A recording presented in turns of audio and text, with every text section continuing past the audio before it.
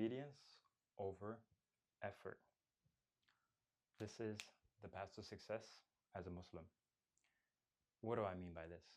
I recently came across the Ansari's podcast where they had guest speaker brother Asman, where he was talking about the Quran and the Matrix and how this world is a test, of course, but then the way that we perceive and see the world should be, as a Muslim, should be a different mindset. And so effort, the main thing that we think is actually the key to success. Oh, if I just put in more hours, if I try harder, then I'll be successful or I'll be able to accomplish my goals. That is actually not the mindset that we should have. Rather, we should have obedience to God being the main, litmus test or the criteria for success for ourselves. How well are we obeying God? And then once we obey God and add in our efforts through whatever we're trying to accomplish, whether work, school, or our goals, and then we'll be able to accomplish those goals. Some examples that the brother Osman gave, which of course when you really think about it, it makes sense. Does effort alone get you what you want in life? No, because there's many people, especially in third world countries, that are working 60 hours, 80 hours a week, right? Teenagers, even young as 10, 9 years old, but they're making a couple dollars the whole week, the whole month, right? Are they putting less effort than you? Of course not. But their terms of success or the way that you see success is completely different. And then at the opposite end, there's people that are born into a wealthy family and they inherit millions of dollars the next day. So did they put in a lot of effort? Of course not. Effort alone does not facilitate, means in this world. What are the way that we should be looking? It's obedience to God.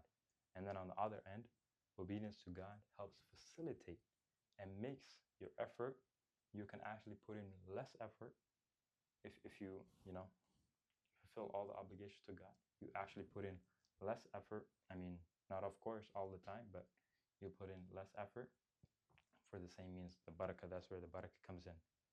And I myself can give you a lot of examples from my own personal story, from families and friends, from the sahaba, from the hadith. For personally, there's many opportunities that I was afforded just because, something simple as, not shaking a non-mahram's hand. When non-Muslims are presented with that concept, and I'm like, sorry, I can't do that as a Muslim.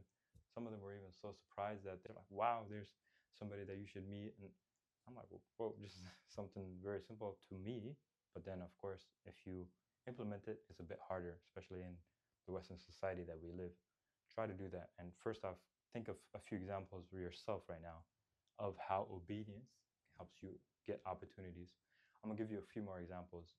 There was a family friend of mine. He was interviewing for a job, and they were asking him, is there anything that we should know in the interview? And he said, oh, on Fridays, I'm a Muslim. I have to go to Jum'ah prayers at a certain amount of time, and for that hour or so. And this is a hard stop, and there's nothing else I can do but to fulfill this obligation. And they're like, okay, we'll consider it.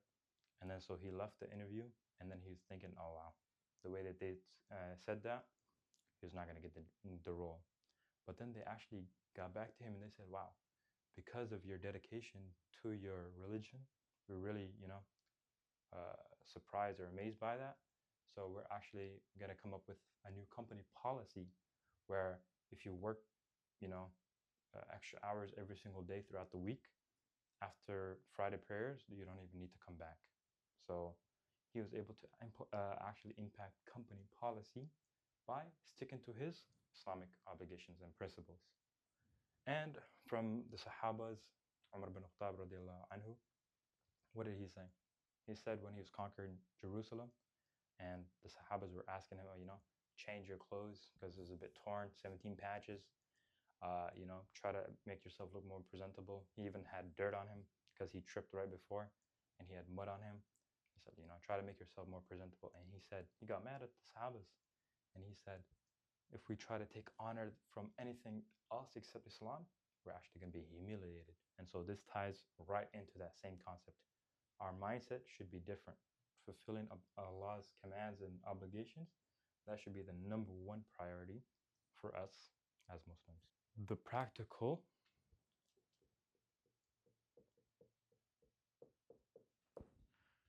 practically, let's think about ways that we can implement this. The number one thing that was emphasized in the podcast as well, and the one that I was trying to implement myself as well, is salah. Salah. First off, try to make sure those salahs are prayed on time, right? After listening to the podcast, I was trying to see if that tip, if I can try to implement it into myself. And for me, I typically pray after I complete a certain amount of tasks. So I said for that one day, let me see if I can pray as soon as I get the notification for prayer. I'm going to pray, stop whatever I'm doing, and then pray. And then let's see if my life improves because of that. And the amazing thing is, for that day, I had a certain project that was going to take me more than a lot of time that I usually take to complete. And so I said, no way.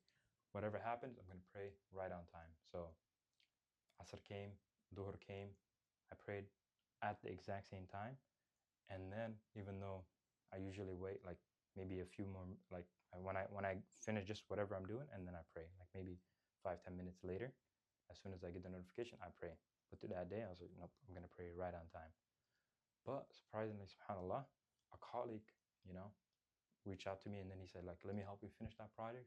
And then we were able to finish that project even faster, and I even finished the day much quicker than I wanted or that I was expecting. So that's just one of the many, many examples. I know you can think of a few as well yourself. But at the end of the day, practicality is salah. First off, prioritize that obligation.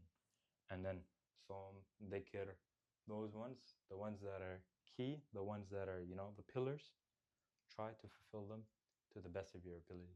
Crazy thing is, the more you try to disconnect, the more the dunya will try to chase you and try to offer you all of its bounties. SubhanAllah.